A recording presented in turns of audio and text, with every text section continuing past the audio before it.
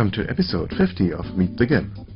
My name is Rolf Steinert and I'm recording this in Bremen, northern Germany. In the last episode I made a hat and put it on the street to get a little bit of the money back I put into this project. And the funny and nice thing is, in this week up to now, it's Saturday today, in this week you gave me, 8 of you gave me, €107 and some cents. And I paid for rescuing the domain meetthegimp.org €107 and 10 cents. So this is a happy coincidence.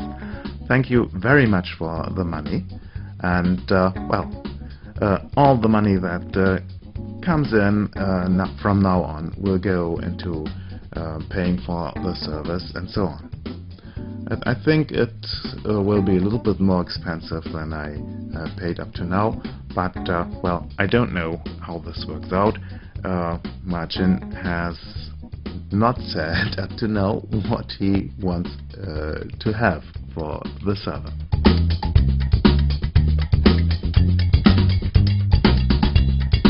Today I'll steal again content. There is a GIMP users group at Flickr. I'm a member of this group, not very active, but I look there from time to time. And I look there mostly when I see another search of viewers from visitors to my blog from GIMP users from Flickr, and always it's Jeff who has posted in a discussion a link to meetthegimp.org. Thank you, Jeff, for doing that. And all you others, if you can spread the word about Meet the GIMP, do it. It's the more the better. So this group has some images, a lot of images, all made with GIMP, and they have a discussion. In the discussion part of this group, there are, questions, answers and so on, and some very good tutorials. And one I want to steal today.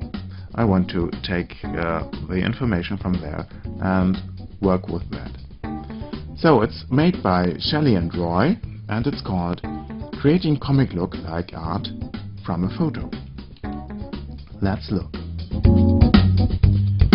So here you see, let me move this a bit. Here you see some images which look like drawn comics or mangas or so. It differs, the style differs a bit, but these are originally photographies. And I want to do this. I put a link to this here into the show notes. You can visit the tutorial and look for the stuff that Shelley and Roy wrote, and look at the examples others did there. No, these are real comics. This, for example, and these here. There's a lot to learn from this side. So I'm taking this as my starting point, and from there I go on and make my own. I want to use this image here. It's me in the Tips from the Top Floor meeting in Kew Gardens in London, and this was made by Bibipov by Jean Coppin from Paris in France. And I think it's the best portrait of me ever made. I use it for my avatar, you see it here, and I want to make a comic out of it. So I have already downloaded the big version of this, and now let's start.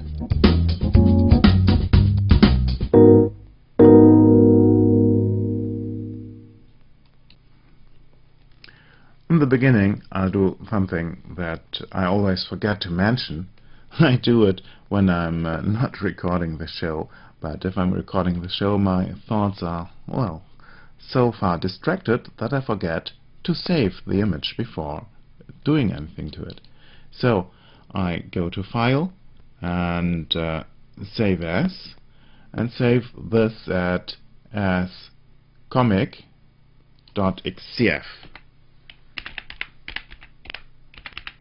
You see in the list of files here that I have tried this before. So let's save this, comic.xcf. XCF is the GIMP native file format, and it keeps all the layers and all the information about that in the file. Never save anything in GIMP as JPEG or TIFF or so if you want to work further with it. XCF is the native format, and you should use that. You can export from there to every format you want, but for anything you want to do further work with, use XCF. So, what's to do? First thing, I have to clean up this image a bit. You see here, this was in a restaurant in Kew Gardens, and there are two problems here that BBPOF couldn't avoid. First, the guy behind me, he couldn't move very far around because he was stuck on the other side of the table between all the other members here, and this clutter below here. This statue here is very well placed, and I think it is one of the corner points of this image. So let me first take away this stuff here. So I go into Zoom and go in here. Let me switch to my pen. Okay, this is best done by cloning. I don't have to work very precise here, I think, because all this little stuff will vanish in the final image. But I take the cloning tool. Let's look for the size of, well, that's okay, the size of the pen. So I press Control and click here to get a starting point, and now I simply start to paint. What's happening here? Okay, mode is overlay. Always check that. Mode normal, opacity 100, and now let's start. All works way better. Gets a little bit cloudy. Perhaps I should use not this fuzzy circle, but one of these here. Yes, that's better. And now I go here to the border. You see here this image has been resharpened by Flickr. This sharpening is terrible in the image, but well, it will work in the final image. It's not that dramatic. You will not see it. And perhaps it even improves the image. Well, let's get rid of his nose here too. Perhaps the sharpening will improve the image because we have additional lines in here. So the guy is gone. That leaves the clutter here. I want to keep the flower pot here, of course, but this stuff here has to go.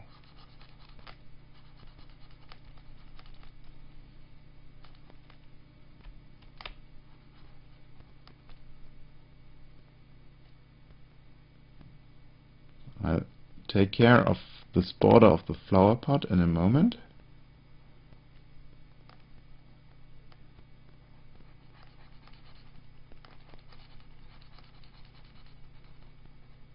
Oops.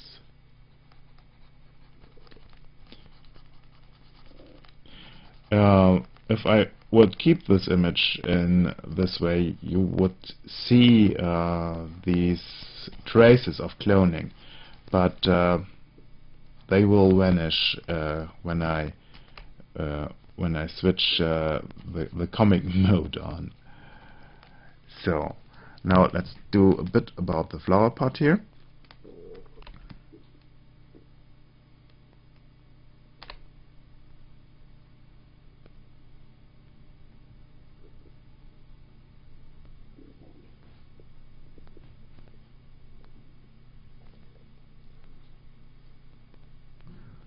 think this could be, well, let's clone from here.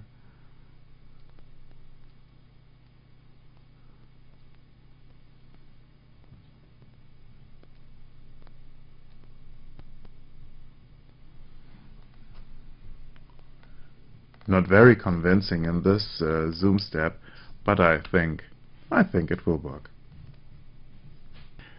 A comic image basically consists out of three parts. First, there are the ink, the black patches or dark patches of well, no color, which give structure to the image. Then there are the lines which define forms and items in the image. And then there's color. And we'll start, as in the tutorial, with the patches, with ink. And for that I make a new layer. I double this layer and call it ink. And now I take this tool here, the threshold tool, click into the image, and you see here, well, I should pull this into the image. You see here, the image consists now out of black and white. This tool divides the image into black and white, and well, if a pixel is lighter than, at the moment, 82 in its combined value of average value of red, green and blue, then it is white. And if the level is below 82, it becomes black. And now we face the first problem here. When I draw this slider around, you see this is way too much. This would be nice for this part of my face here and the shoulder, and perhaps for the statue, 129. And this here, or this, would be nice for, well, for the eyes here. And this for my other eye. So I am forced here to go into the enhanced part of the tutorial and use different ink layers. So, well, let's start from the light side. I like this one here. Let me cancel this and zoom into the image to 100%. And first let me double this here. And now I go back to here, to the threshold tool, and pull this down until, sorry, okay, I forgot to make this top level here invisible.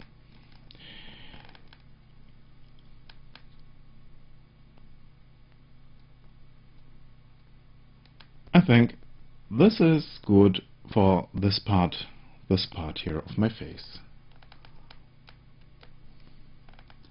Next thing, copy it, make it visible. I'm working on this here. Now I have to look for the middle tones here. This part of the face, I think this works quite good. Let me look around here. The statue is fine too.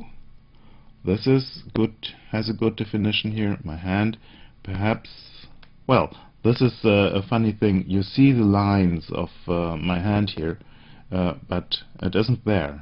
Optical illusion. You know that the line is there. I think this is fine. This should be in the image. And go to this one here. Make it visible.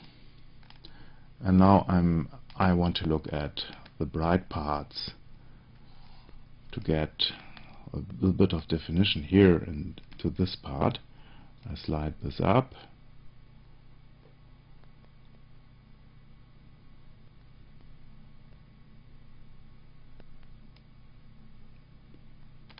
this can work. Okay, I have 3 copies of my ink level here.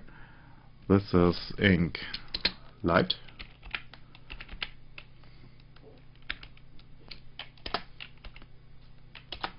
and this is ink dark, and let's call this simply ink.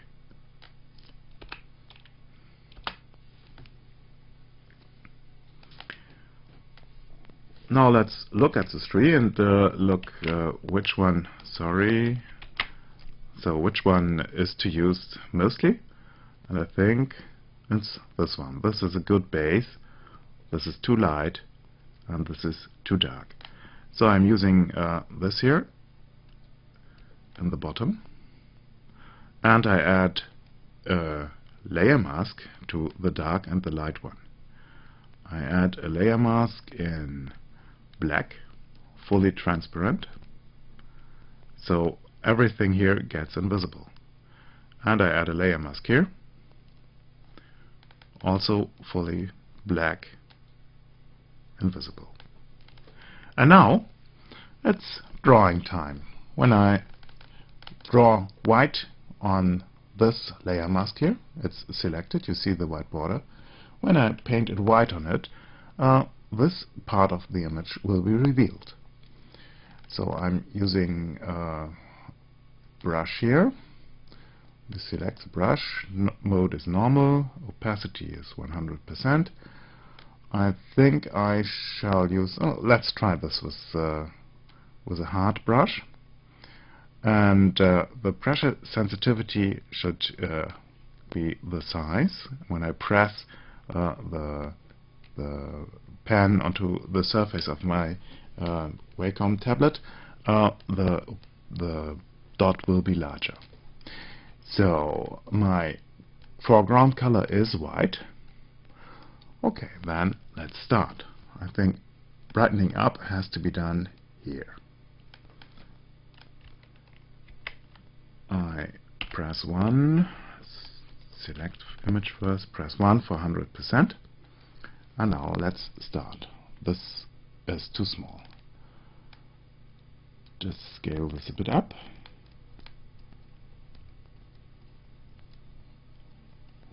Starts to look better.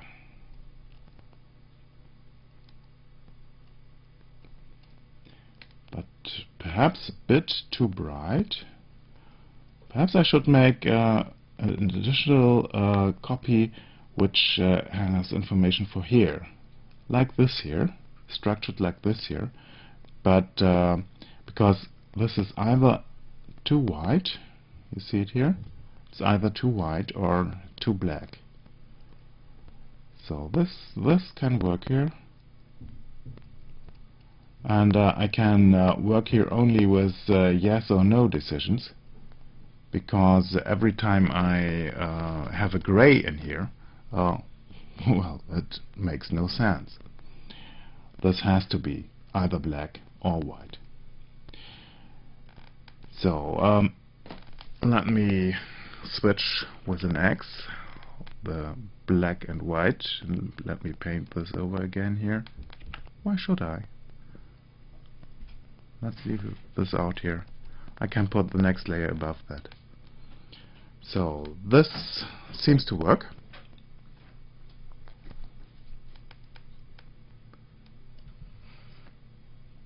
And remember, we are talking not about lines here, but about areas, about structure. So perhaps I should forget about the lines and just look at the structure here. So let's try this. Simply leave it as it is. I can add another layer easily then. And now for the dark parts, I'm still with white here. Yes, I'm. Let's see if I can reveal here a little bit. This was too much.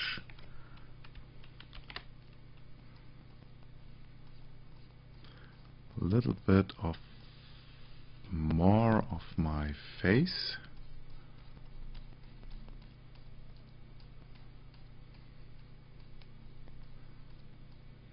and of my ear.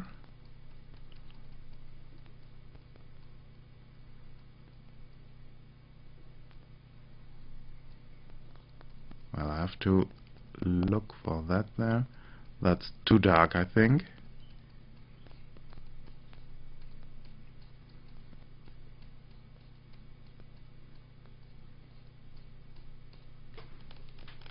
Okay, here some work has still to be done, but I'll leave it to this here and look how it looks after I have made the next step with the lines. Then I can adjust here.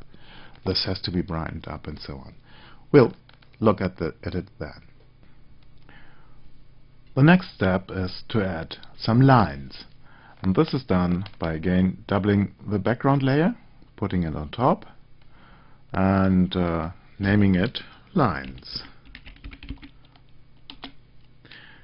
The lines are edges between different colors, and these are found by filters.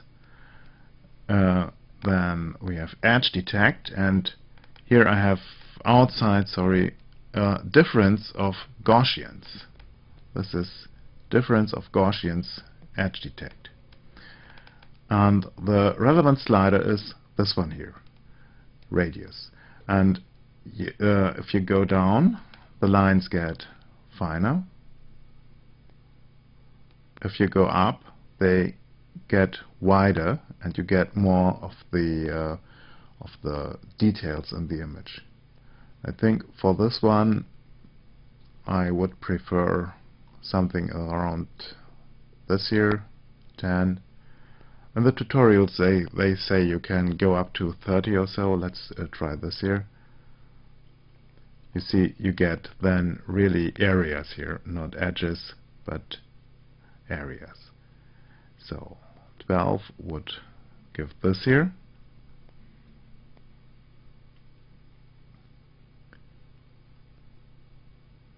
And I think I'll settle with this here, 10.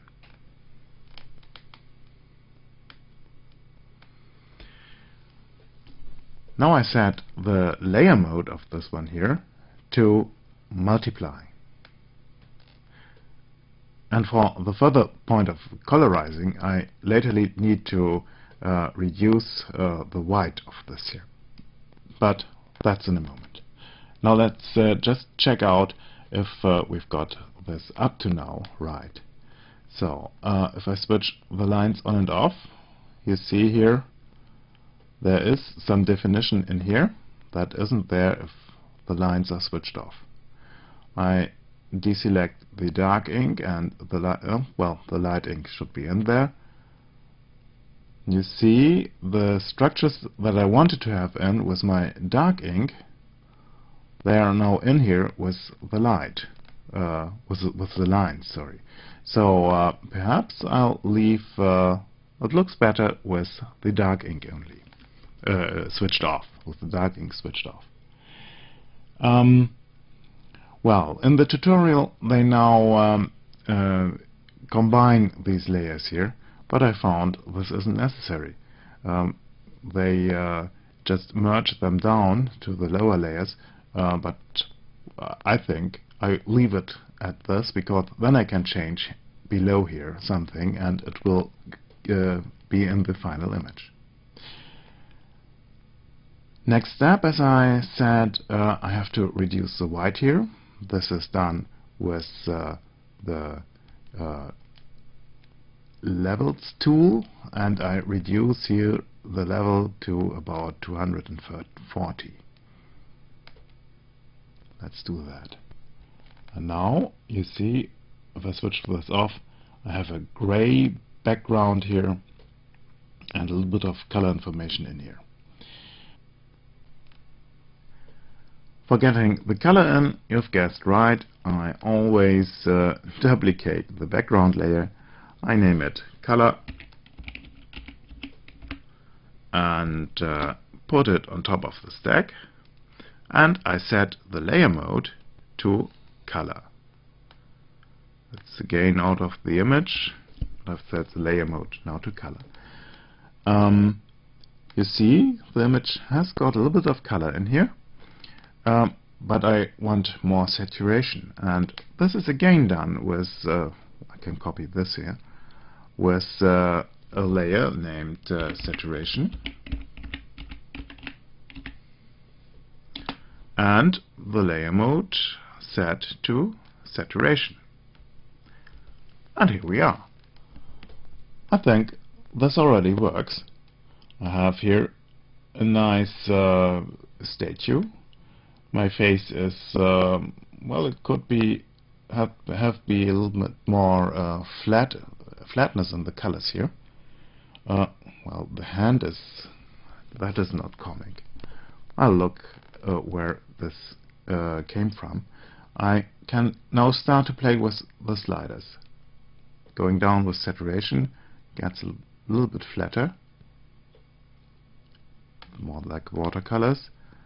I can go down with the saturation and the colors. Gives a strange effect. But now I can start to play with the layers here. I switch off the lines, and you see here, this is still in there. This is not the effect from the lines, but from color and saturation. Now I can make some adjustments, because I still have my layers here. I want to lighten this up, so I select my ink light, select a brush and black and white ink. I need white ink. Go back here and my paintbrush, and well, zooming in could be nice.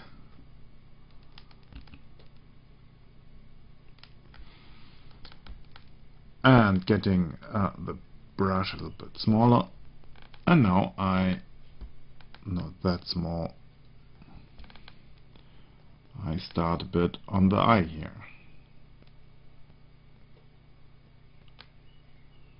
Too much.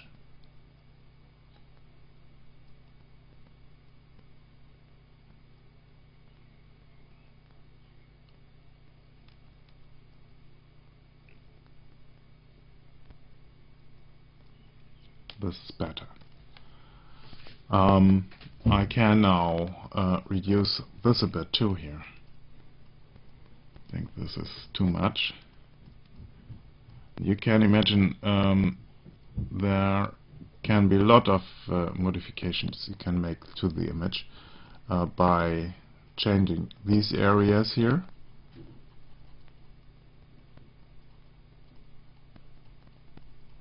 And I think this can be, no, I'll take this away too.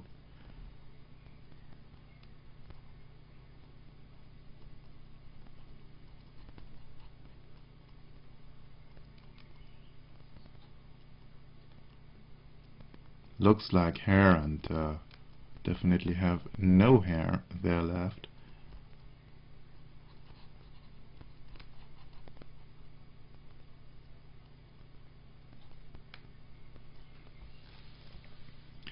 Okay. You see, you can do a lot here, and well, I don't know if I'm on the right track for this image here. I like it up to now, but let's see what we can do else. First thing, we can use a different layer than the lines here. If I switch off the lines, I get very strange colors, because now I have again a white background. So let's just add another layer here and set it to white and to multiply, and fill it up with, not with white, but with 240 gray.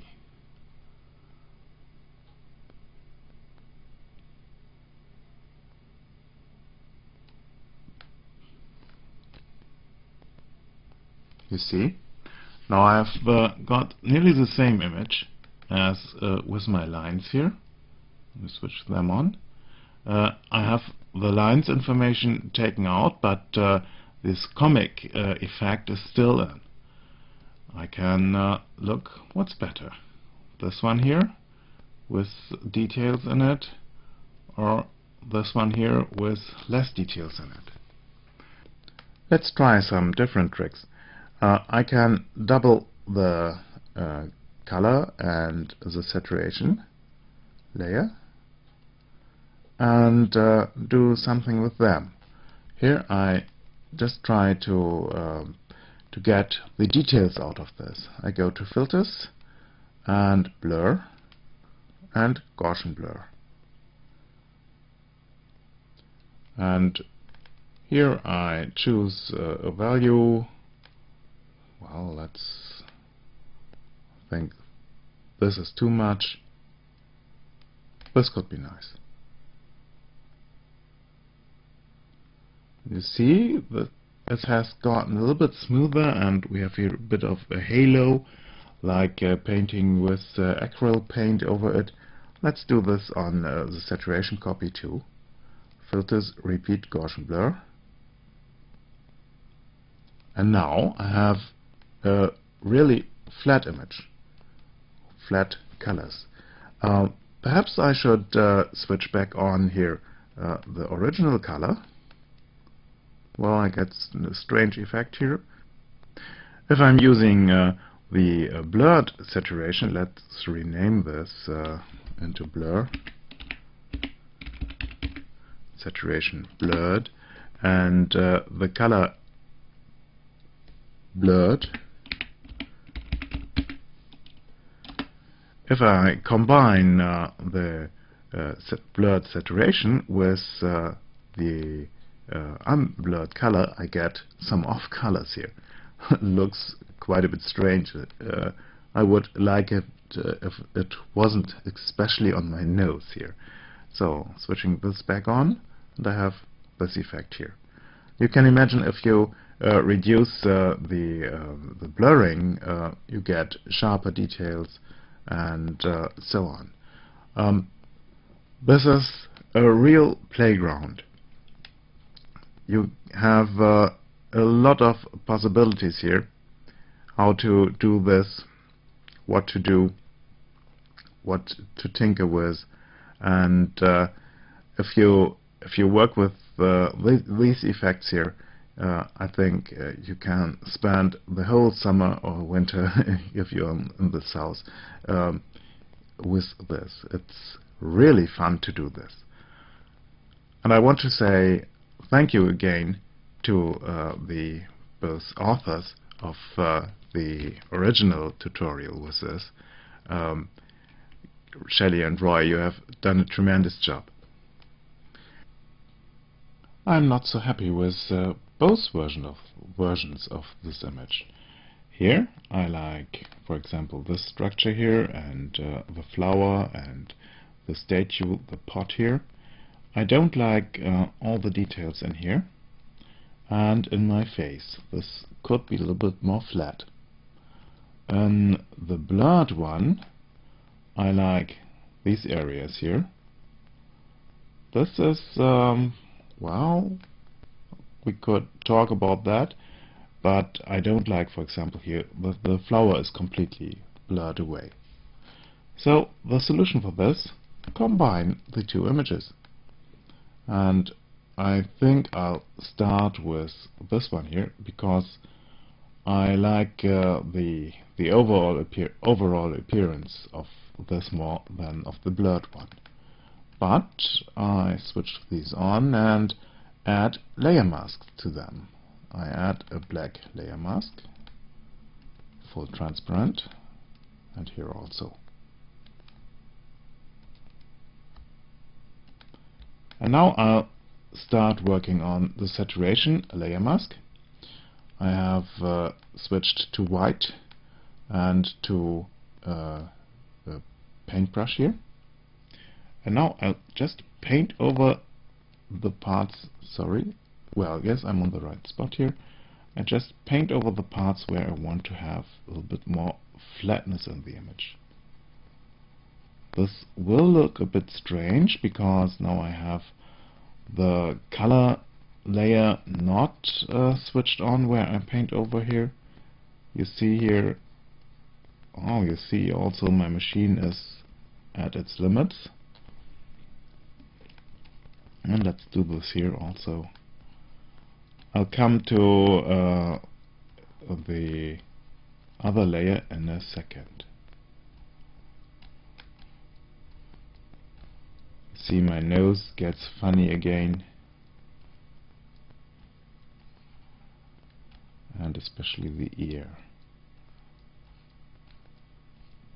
So now I select everything, Shift Control A, and copy it, Control C, go to here and Control V, insert this floating selection, and with Control H, or with well, it's out of the image, which anchor layer, I have my copy here.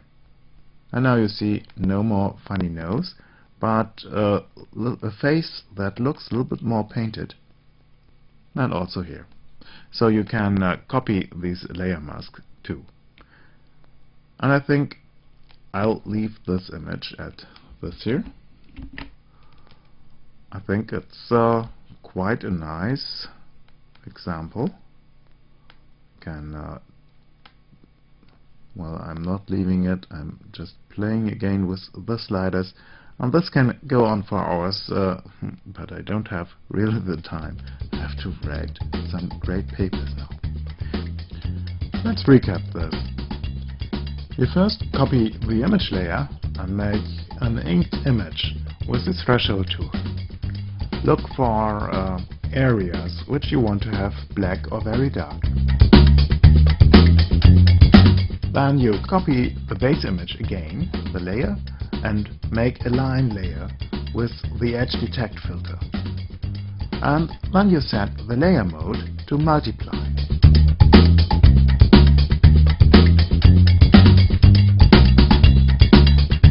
In this layer you reduce the white to a gray, about 240, with the levels tool.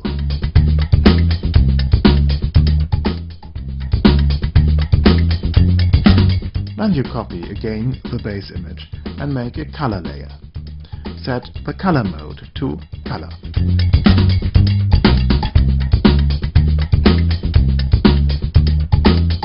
Then you copy once again the base image and make a color layer. Set the layer mode to color. And finally, you copy the base layer a last time and make a saturation layer. And here you set the layer mode to saturation. And now play with the opacity of the different layers, or add some layers and just play around. The results are, well, mixed, but some are stunning.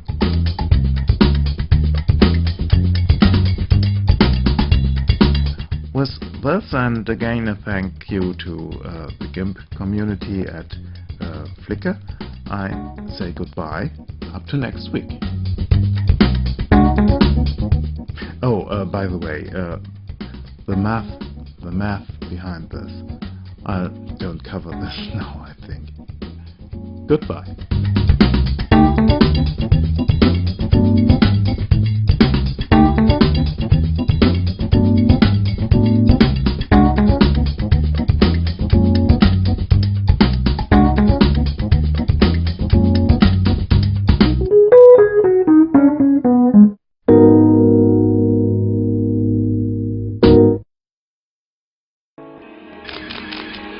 photocastnetwork.com, your photography resource in the potosphere. photocastnetwork.com